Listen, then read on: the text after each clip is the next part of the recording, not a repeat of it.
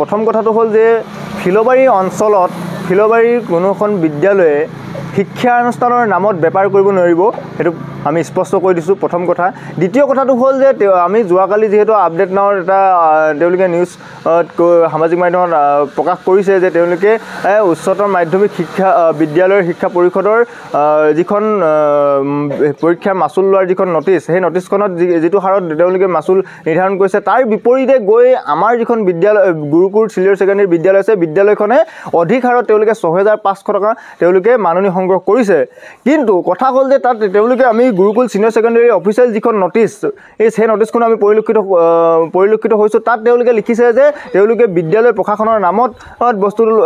পইচা লোৱা হৈছে কিন্তু কথা হ'ল যে এখন ব্যক্তিগত খণ্ডৰ বিদ্যালয় নিৰ্মাণৰ কাৰণে যে আমাৰ ছাত্ৰ ছাত্ৰীসকলেতো ঠিকা লৈ থৈ দিয়া নাই যে ছাত্ৰ ছাত্ৰীসকলে কেৱল আজি ব্যক্তিগত খণ্ডৰ এখন বিদ্যালয়খন নিৰ্মাণ কৰা হৈছে বিদ্যালয়খনৰ ক্ষেত্ৰত দান বৰঙণি আগবঢ়াব ৰাইজে সেইটো 10,000 দিয়ে 20,000 দিয়ে বা 1,000 দিয়ে বা 1 লাখ টকা দিয়ে সেইটো ৰাইজৰ কথা কিন্তু কথা হ'ল যে ছাত্ৰ ছাত্ৰীসকলক লৈ বাৰে তেওঁলোকে শিক্ষানুষ্ঠানৰ নামত তেওঁলোকে বজাৰ কৰি দিব এইটো ছাত্ৰ সন্থা কেতিয়াও ক্ষান্ত হৈ নাথাকে ইয়াৰ ওপৰত ছাত্ৰ সন্থাই প্ৰশাসনক আমি দাবী জনাম যে তেওঁলোকে ইয়াৰ ওপৰত বিহিত ব্যৱস্থা গ্ৰহণ কৰিব লাগিব আৰু এটা কথা যে সেই আপডেট নাওৰ যিগৰাকী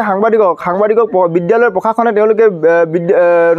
সামাজিক মাধ্যমত প্ৰকাশ কৰাৰ লগে লগে তেওঁলোকে ফোন যোগে সাংবাদিকগৰাকীক যে ভাবুকি দিছে যে তেওঁলোকে 48 ঘণ্টাৰ ভিতৰত যদি সামাজিক মাধ্যমৰ পৰা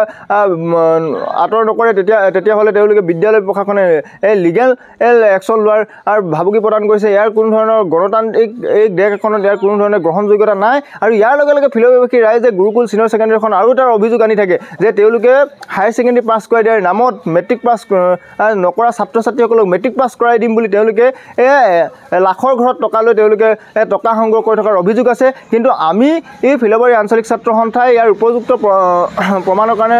ৰৈ আছিলোঁ গতিকে আমি এই এটা কথা স্পষ্ট কৰি দিছোঁ যদিহে তেওঁলোকে গুৰুকুল চিনিয়ৰ ছেকেণ্ডেৰী এই বিদ্যালয়ৰ প্ৰশাসনে যদি শিক্ষানুষ্ঠানৰ নামত বজাৰ মেলিব বিচাৰিছে কাঠফুলাৰ দৰে তেওঁলোকে বজাৰ খুলিব বিচাৰিছে তেতিয়াহ'লে আমি ছাত্ৰ সন্থাৰ ক্ষান্ত হৈ নাথাকোঁ আৰু প্ৰশাসনক স্পষ্টকৈ দাবী জনাইছোঁ তেওঁলোকে অতি সোনকালে ইয়াৰ ওপৰত